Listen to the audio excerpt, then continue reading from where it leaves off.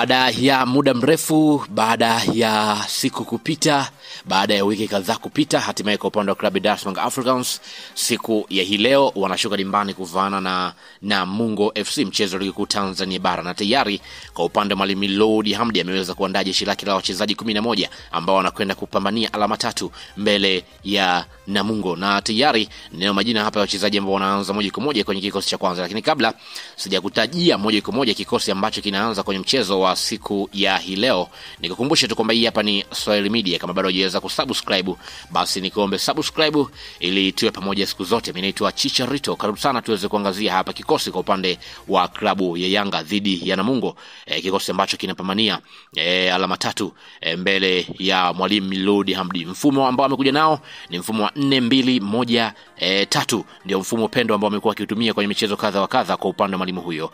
Lakini pia kwa upande wa golini yupo golikipa Djigui Diarra. Kwa upande wa golikipa Djigui Diarra tunafahamu ni mmoja golikipa ambaye amekuwa yupo kwenye ubora mara zote, ni golikipa ambaye amekuwa na msaada mkubwa ndani ya kikosi cha Yanga kulingana na kile ambacho amekuwa akikionyesha ndani ya kikosi hicho. Clean sheet 14 ndani ya msimu huu, huenda pia siku ya leo tukaweza kuona anaongeza clean sheet nyingine kama ule eneo la ulinzi litakuwa na uimara zaidi. Kwa upande wa Mwalimu Lodi Hamdi hawezi kufanya mabadiliko kulingana na kile ambacho anakihitaji kwa wakati huu. Lakini pia kwenye eneo la beki ya pembeni kulia yupo Israel Patrick Mwenda. Kwa upande wa Israel Patrick Mwenda tunafahamu ni mmoja beki ambaye amekuwa na energy kubwa, yani ya kupanda na kushuka kulingana na nafasi ambayo anacheza wakati wote. Ni mchezaji ambaye amekuwa ni muhimu ndani ya kikosi cha Yanga, ni mchezaji ambaye amekuwa yuko vizuri kweli, ni mchezaji ambaye mara zote amekuwa yuko hivyo. Kwa upande wa klabu Dar es Salaam Africans moja kwa moja wanamtumia kwenye eneo hilo. Wakati pia Shadrack Isaka Boka moja kwa moja yuko kwenye eneo la beki pembeni kushoto. Kwa upande wa Shadrack Isaka Boka tunafahamu kasi yake, ile namna ambavyo amekuwa anapanda na kurudi kwa wakati sahihi, hivyo ndivyo ambavyo kwa upande wa klabu ya Yanga wanamfurahia zaidi. Wakati pia mabeki wa katikati yuko kwa upande wa Dickson Job. Tunafahamu kwa upande wa Dickson Job mmoja beki ambaye amekuwa na utulivu wa hali ya juu, ni beki ambaye amekuwa ni mwili mkubwa ndani ya kikosi cha Yanga kulingana na vile ambavyo amekuwa anacheza mara zote. Hivyo kwa upande wa Mwalimu Lodi Hamdi anajua nini hasa ambacho anakitafuta, na ndio maana amempa moja kwa moja kwa upande wa Dickson Job. Wakati pia Bakari Nondo Mwamnyeto na Hodha ndani ya klabu Dar es Salaam Africans moja kwa moja kunako kikosi cha kwanza. Kwa upande wa Mwalimu Lodi Hamdi anaamini kwamba Bakari Nondo Mwamnyeto ni mmoja beki ambaye amekuwa na usahihi zaidi wa matendo kulingana na vile ambavyo amekuwa anacheza, na ni mchezaji ambaye amekuwa anaanzisha mashambulizi mara zote, amekuwa anacheza hivyo. Wakati pia kwenye eneo la viungo wawili yuko Duke Abuya.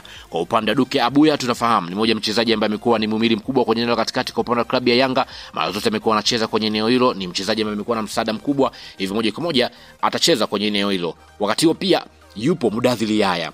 Mudathiri Yahya atakuwa ni kama kiungo mchezeshaji kulingana na vile ambavyo amekuwa anacheza, ni mmoja mchezaji ambaye amekuwa ni muhimili mkubwa kwenye eneo hilo, ya maana kwamba kwa upande wa mwalimu anampa nafasi kwa upande wa Mudathiri Yahya. Wakati pia Stefan Aziz Ki moja kwa moja yupo kwenye eneo hilo la kiungo mshambuliaji kulingana na kile ambacho anakihitaji mwalimu Lodi Hamdi. Stefan Aziz Ki tunafahamu ni mmoja mchezaji ambaye amekuwa na msaada mkubwa kwenye eneo hilo, ni mmoja mchezaji ambaye amekuwa ni muhimu ndani ya kikosi kwa upande wa klabu Dar es Salaam Africans. Wakati pia Max Nzengeli moja kwa moja kwenye eneo la winga ya pembeni kulia. Max Nzengeli atakuwa akitumika kwenye eneo la pembeni, lakini wakati mwingine atakuwa akiingia kati kulingana na aina mfumo wa mwalimu ameweza kuja nao. Wakati pia Clement Mzize moja kwa moja kwenye eneo la ushambuliaji, yani winga ya pembeni kushoto, akiwa anaingia ndani zaidi kushambulia kulingana na aina mfumo mwalimu ambao anakuja nao kwenye mchezo husika.